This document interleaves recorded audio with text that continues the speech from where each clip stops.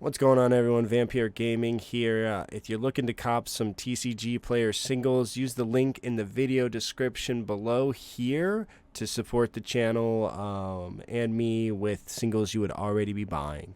Thank you. What's going on, everyone? Vampire Gaming here, back with another updated ace deck list. So we're going to take a look here. This is a list I played in Pro Play Games. Online extravaganza. It was a 220 person event. I got 25th, so top 32. It was only 7 rounds. I went X2. I won 5, lost 2, but we'll go ahead, dive into the list and kind of talk about it. So we're playing 2 packages. The first one, of course, being the Whitebeard package. It's just super good. Obviously fits in with ace and all of that. So we play 4 EZO, and then in terms of the Marcos, I'm playing 3 regular Marco just because I don't play a crazy amount of events, so he isn't like guaranteed, and he just doesn't have the power that he used to. When Zoro and Law were running around, this card had an insane amount of value. Now, like, yeah, he can't be Lucci'd most of the time, and if he does, you just hope you have an event, but they can still bottom deck it, and so that's kind of sad. We play 4 Marco. Of course, he's the blocker, so he still matters. Great in all matchups. Really unfortunate. You got to be very careful these days. You can't drop him on 3, hoping to go to 2. Almost any deck can remove him, and you will be punished for playing him on 3. So that's new. This card also, he's a swinger. He turns sideways. If you watch the stream, you'll see instances where I've turned him sideways. Just like Borsalino, I mean, he does work. But we play 26 Whitebeard cards, so a decent amount of targets for this Marco as opposed to the event Marco. And of course, one of the best cards in the deck that really just brings it all together, 4 Port Gusty Ace. This card just, it wins games, it controls the board, it does all the work you could ever want it to, and the rush is really what brings it all together. And then so we love that. And then of course, the 2K is Jozu. We're playing 12 2Ks. 4 of which are Jozu. He sometimes he comes up. I've played the body. It usually doesn't end well, but against like Enel and things like that, going wide does matter, and so he can definitely come up. And then I played 2 Newgate.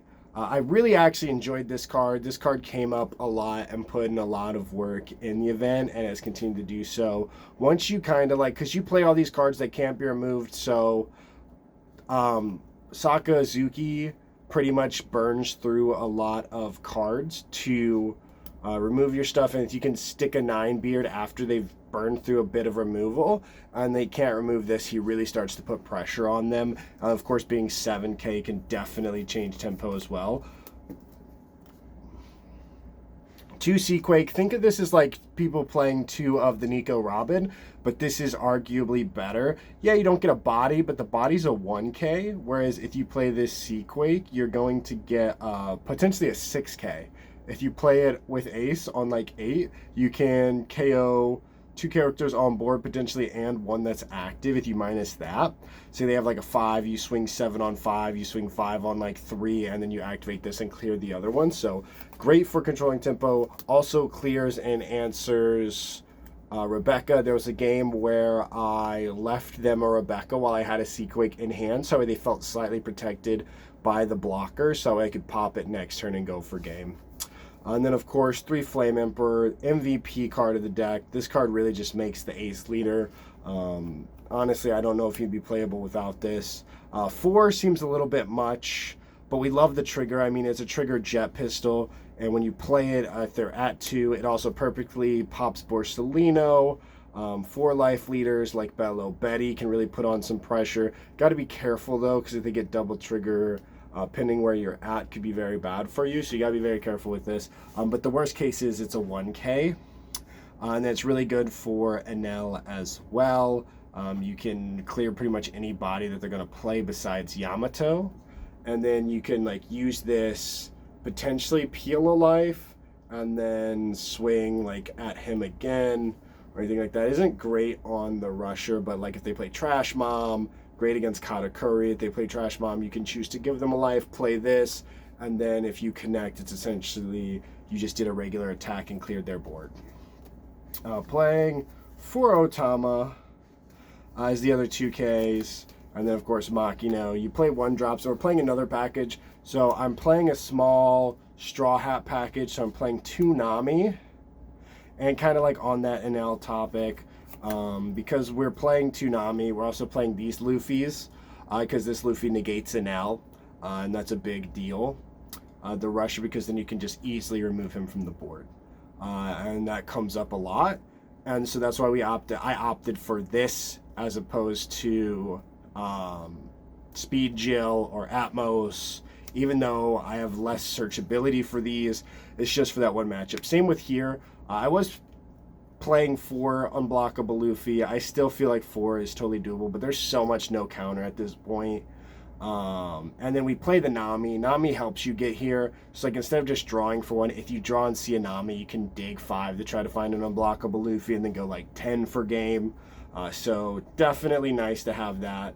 Kind of why I'm playing 3. And then Rush is very important for Sakazuki, so we're also playing 2 Rush Sanji. This card's really strong.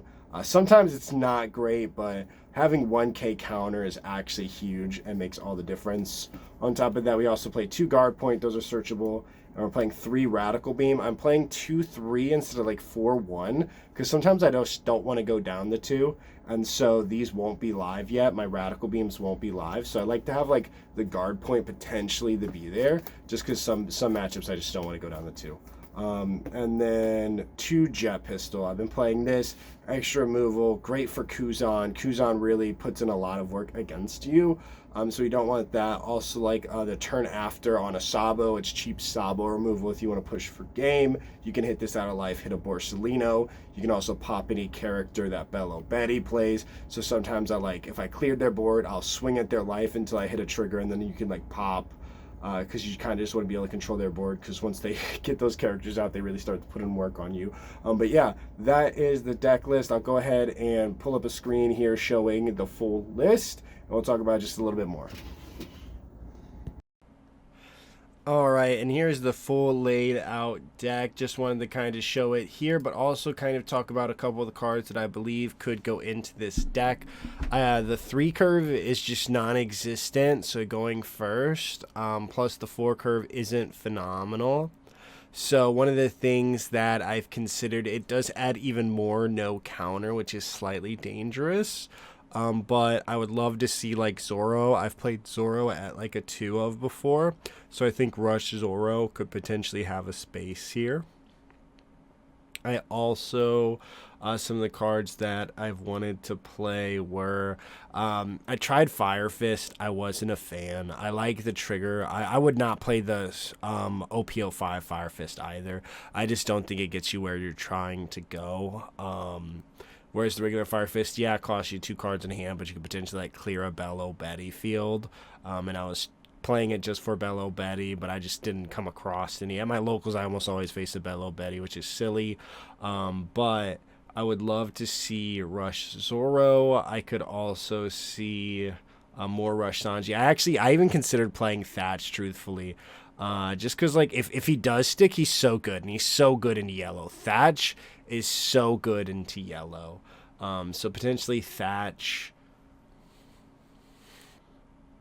I've also wanted to play Fosa, just because he's a cheaper blocker, but, like, in your head, you know, like, Amaru's going to rest it, so it's cheaper. There isn't any 5 cost blocker in red, I don't believe, so there's nothing we can do on that end. So Amaru is unfortunate, and it does kind of just make me wish I had 1 extra blocker. No desire to play Buggy, really. In terms of the events, Bad Manners, Kick Course, I would like to see possibly like 1 or 2 of those. I think there is space for that. I also very much sometimes miss Red Hawk. Red Hawk, again, still not as good as it was, because there's things like Zoro, Law. Now it's really just Rebecca that you can hit off of it, and then possibly some rogue matchups. You can get Bello Betty with it. I would not play Whitebeard Pirates. I don't like 10-drop Luffy. I don't like 9-drop Shanks. I see a world where I could like 4 Newgate. If you drop Newgate at 2 life with decent counter, you're in a really good spot. If you chain Newgates, with 2 life at decent counter and your opponent doesn't have any big bombs on their field, you're in a really good spot. So, but yeah, thank you all so much for watching. As always, if you found this content of value, if you could do me a favor, subscribe to the channel. It helps me out a ton. And if you're looking to cop some TCG singles, once again, click that link down below, and you can grab yourself some singles from TCGPlayer using my link, which will help support the channel and the singles you'll already be buying.